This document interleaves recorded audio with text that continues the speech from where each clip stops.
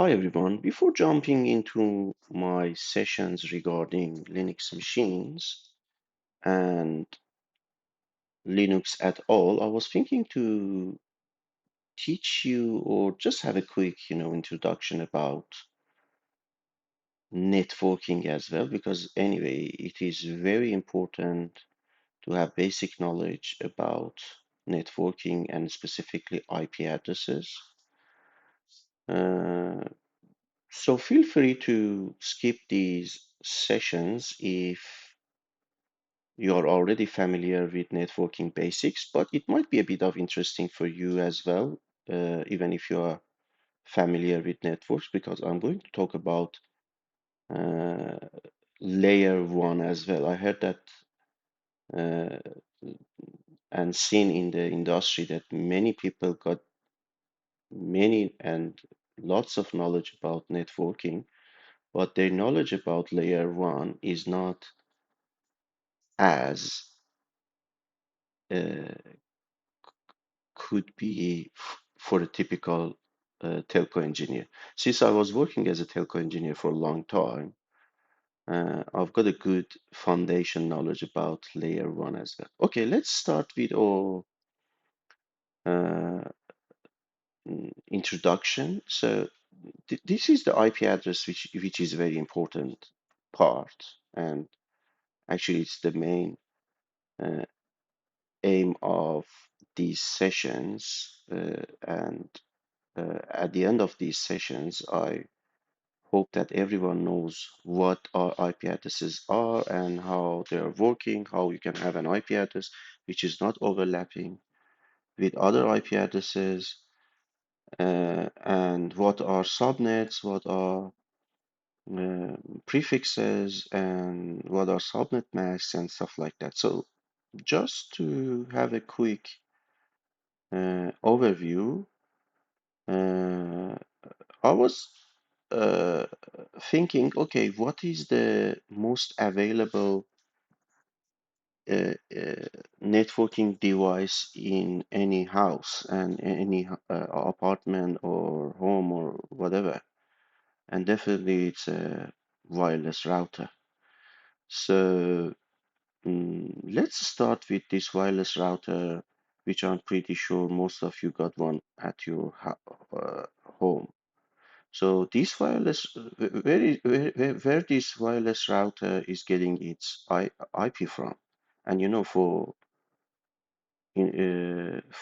this wireless IP address, in order to connect and work as a gateway of all your devices inside your home, it needs to be uh, uh, connecting to the public internet via its public IP address. So actually, your ISP already got a DHCP server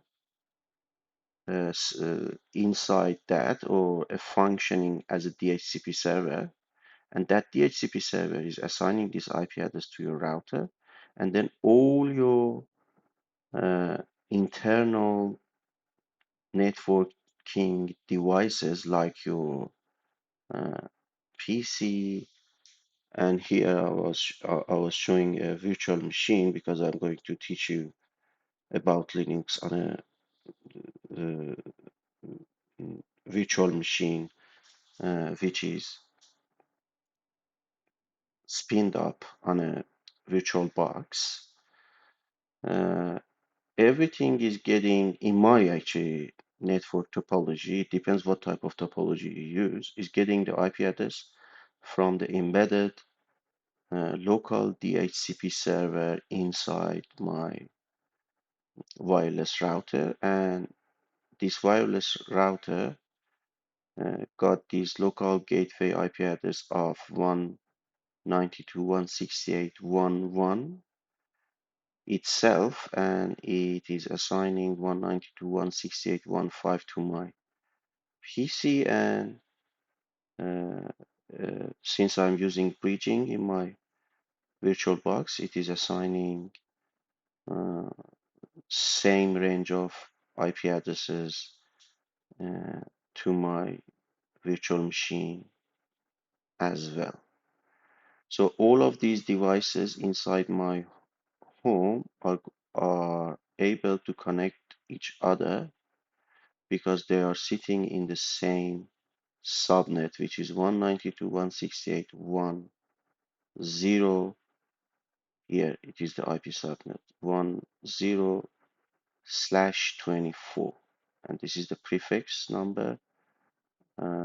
This 24 is the prefix number, and it's showing that I already uh, uh, can have 254 usable IP addresses, or anyway, most of the time less than that.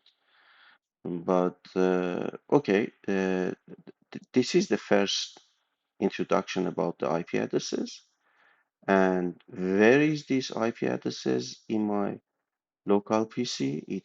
You can always find that in a very well-known uh, device. Yeah, this one.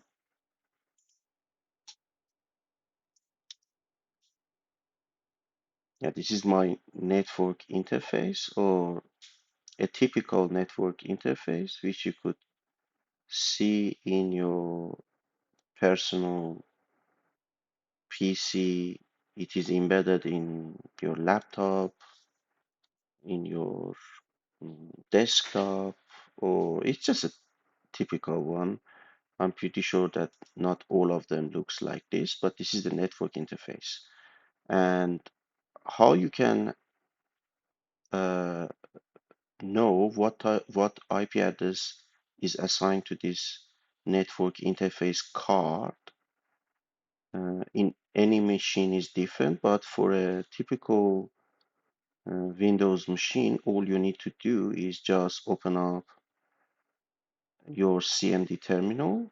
Let me open up my CMD terminal and run.